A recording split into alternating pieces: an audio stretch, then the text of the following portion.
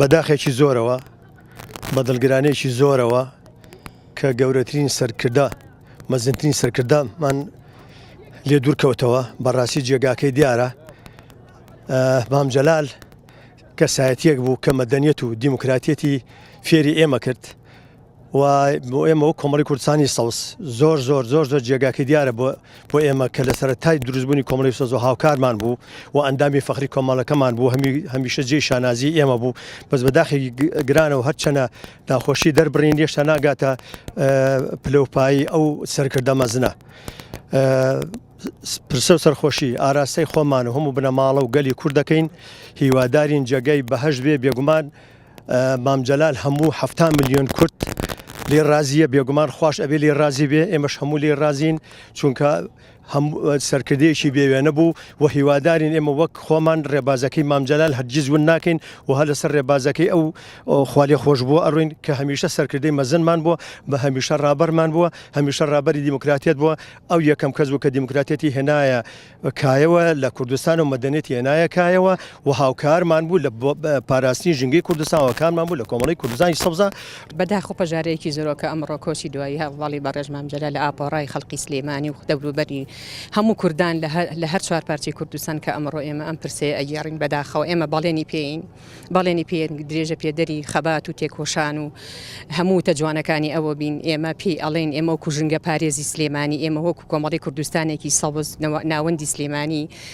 ئێمە خزمەتکاری هەموو ژینگەی کوردستانە بینچکە ئەو فێریکردین چۆن دارەکان پارێزین چۆن ئێمە هەمیشە ئەو کە خۆی کە چەند جار بینی ومانە کە دارێکە چەمایە بۆی ئەچەمایەوە بەڕاستی ئێمەش ئەمانەوێ پێی بڵین ئەگەر ئێمە گەورەترین گوشارمان لەسەر بێ لەسەر ئەوەی کە ژینگەکەمان پارێزین ئێمە خەبات دەکەین لە پێناوی پاراستنی ژینگەکەمانە بەڵێنی پێین ئەبێ کوردستان هەمیشە سەوز بێت و هەمیشە هەر سەوزی ئەەکەین. وەفاتی بەڕێز مام جەلال کێ بابەکی دڵسوش و مامەکی دڵسوش بوو بۆ هەموو خەڵکەکەی ئێمە بۆ عێراقیەکان و خاصەتەن بۆ ملت و شعبی کوردستان ئینسانێکی دڵسۆش بوو و نمونەك بوو کە بەڕاستی تاریخ و مێژ و شخصەتێکی وەکی ئەم بە چاوی خۆی نەدیتە. ئێمە کە خەڵکی منتەقی بڵێن زاخ و منتەقی بادینانەوەدی هەموو لایەکەوەدا بە نوێنەراتی موسسەی خۆمان و دەستگای خۆمان هاتوونە بۆرە کە ئێمەش بڵین بە خەڵکەکە ئێمە کە ئێمەش هەمومان خەمبارین و عاجزین و هیویدارم خوای تەبارەکە و تەعالا بەدیلێکی وەک جنابی بەڕێز مام جەلال بە قسمەتی شعبەکەمان بکرد کە بەڕاستی ئەمە لەو ماوەی کە جنابی مام جەلال ڕئیس جمهور بووتەوە دەبینین کێشەکانی عێراق کەم بووتەوە و یا نەبووتەوە یا ئەگەر بۆ تشتێکی زۆر کەم بووە و دوای نەخۆشیەکەی وی و دوای وەفاتەکەی دەبینن کێشەکان و زۆرتر بووتەوە. جا لەبەر خاتیەوە هیویدارم خوای تەبارەکە و تەعالا ئەو یەکگرتووی ئەخوەت و برادەری لەناو خەڵکەکەی مەخاستە لەناو شعبی کوردی دروست بکرد کە بتوانین ئەو پرۆسەی کە بەدەستی ئەوانە بووتە بەسەرانجام و بە نەتیجەکە ئیجابی بگات ئینشاءالله. سپاس شێخ بەشیر عادل گولی مەسئولی دەستگای ئەهل الوڵایە. ئێمە ئێستا بە ناوی سەرجەم ژنانی کوردستان و ژنانی هەر چوار پارچەی کوردستان و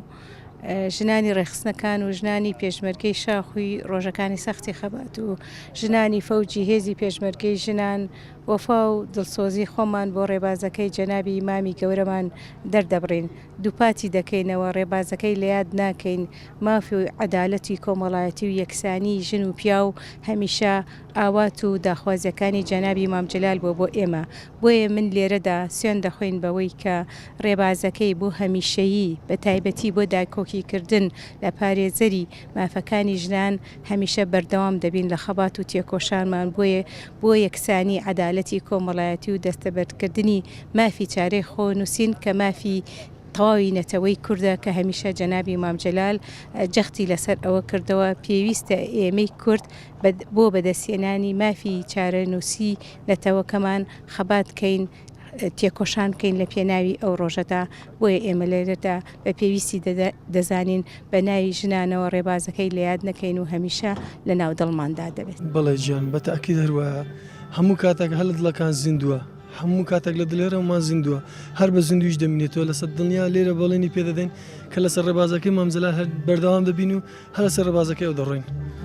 بۆ تۆ ئەگەر یارمەتیم بی ئەم کاتت باش هەموو کاتێکە باش سپاس. تۆ هاتووە سەر دوا مەنزڵگەی سەرۆک مامجلال پەیامی تۆ چێ لە ئێستا پەیامی ئێمە پەیامی هەموو ئەم میلەتەیە بەڕاستی هیچ وەسفێکی ناکرێت ناتوانین هیچ شتێ بڵێن ئەوەندە ئازارەکەی زۆرە ئەوەندە ئازاری زۆرە هیچ وەسفێ ناکرێت ئینسان ناتوانێت هیچ شتێک بڵێ پەیامی ئەومانە ئاخر پەیاممانەوەی ئیشەڵا بێتە کۆتا ناخۆشەکانی هەموو کوردستان و ئیشەڵا باڵی ئاشتی دەستە کێشەیە بەسەر هەموو کوردستانە. وەڵاهی زۆر بەداخەوە زۆر غەمبارین هەموو دنیا غەمبارە نەکەوا بەس کورد نەکەوا بەس عێراق نەکەوا بەس چوار پارچەی کوردستان هەموو دنیا غەمبارە بۆ کۆچی دوایی بەڕێز مامجلال بەڵام ئەوەی تر هیچێکە بەدەستی خوایە و داوا دەکەین لە خوای گەورە و میهرەبان بیبەخشێ بە بەهەشت